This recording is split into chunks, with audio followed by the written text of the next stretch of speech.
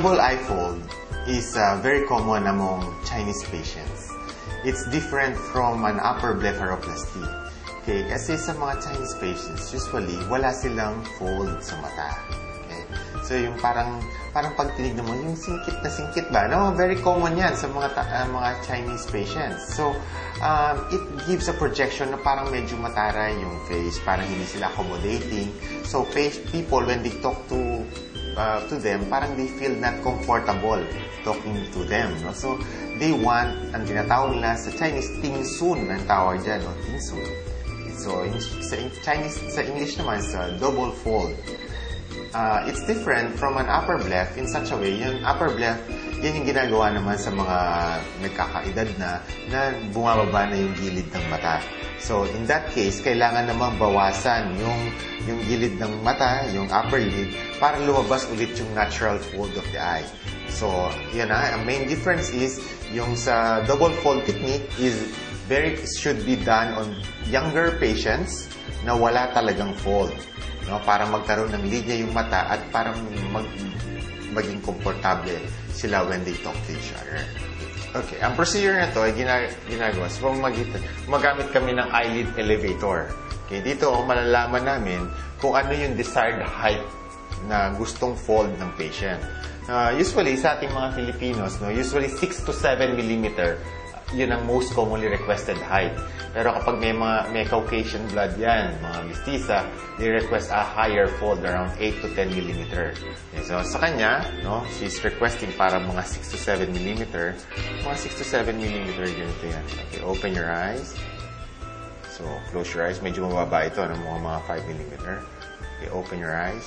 Okay, so, kita mo, pag naitataas siya sa tamang fold of the eye, tingin ng diretso, tingin sa taas. So, ayan, no? So, mas magandang tignan pag nabubuksan yung mata. Okay, tingin diretso. So, with that kind of fold. Okay?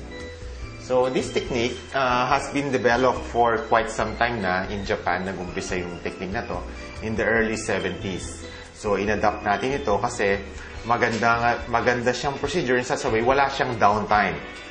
In 3 days, up and about na yung patient. Kasi hindi talaga siya sinusugatan. Hindi siya hinihiwa. Kung hindi, gumagamit lang ng 2 o 3 tusok, doon pinapasok yung karayom at saka sinulid para magawa na ng fold yung mata. Aside from walang downtime, ito ang is the most recommended procedure sa mga young patients. Okay. Kasi nga yung mga young patients, very active yung lifestyle niyan. Ayaw nila ng nababahala sila, no? Third is that it's a very fast procedure. Unlike yung upper bleph, it takes around 45 to 50 minutes to perform it. Ito, 10 to 15 minutes tapos na yung procedure. Okay, fourth, naalala mo is that yung mga Chinese nating mga patients, naglalagay sila minsan ng dinidikit nila yung mata nila, yung fold, para magkaroon lang ng linya. So, we imitate that. Ngayon, hindi na nila kailangan idikit kasi merong itong permanent na tinatahi natin sa loob ng mata.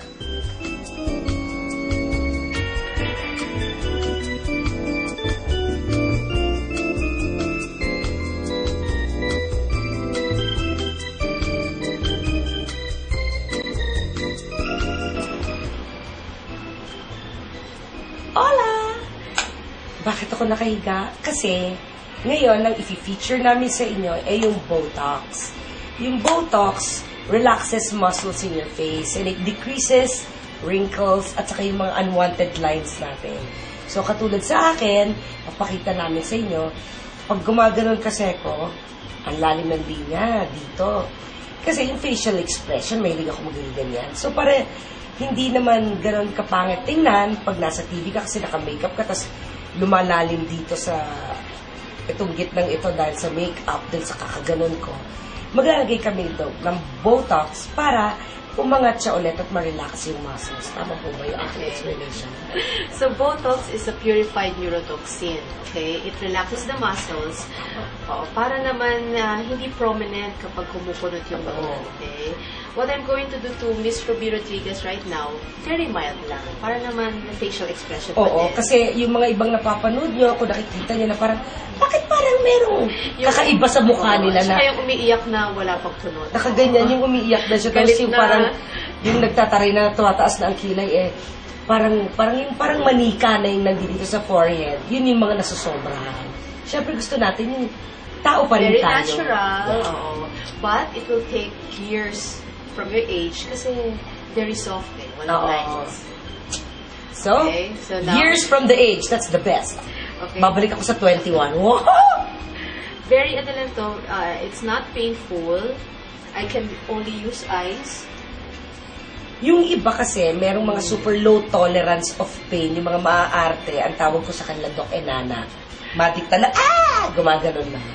Yung ginagamitan ni Doc ng anesthetic, yung We can topical. apply an anesthesia cream for 1 hour. But for Miss Ruby, Hindi na kailangan kahit nga wala ng yelo. sige, para lang to numb the pain. Ay, ang cute naman ng yelo na yun. At may salamin ako, Hello. Tinitignan ko yung aking gagawin. Ngayon, pag kinakabahan ka, agatin mo yung labi mo. Very strong kasi yung corrugator muscle ni Miss Ruby Rodriguez. So, i-relax natin. Parang nakakangay yung mga tao.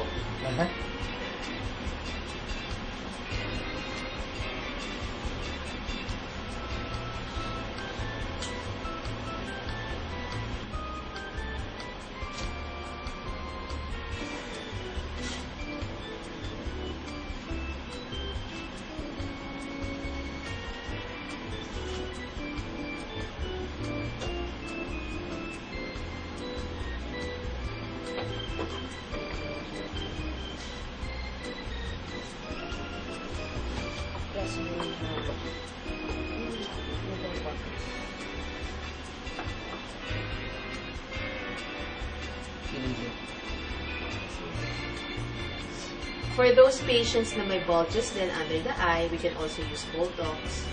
Hindi ba masakit pag after na? Naka-anesthesia cream. Ayun Actually, talaga. under the eye, kahit eyes, mas less. It's Talaga? less painful than the forehead. Really? Tinignan ko talaga. Okay. And for our other episodes, I will also show our televiewers, pwede siya mag-mandibular contouring with Botox. Ano yun? Di ba merong mga patients na square jaw, Oo. very prominent ang Ayun masseter dito, oo. muscle. Oo. When we put Botox there, makita mo, tatapos na kayo, no? Magiging Mas parang slimmer, round. oo.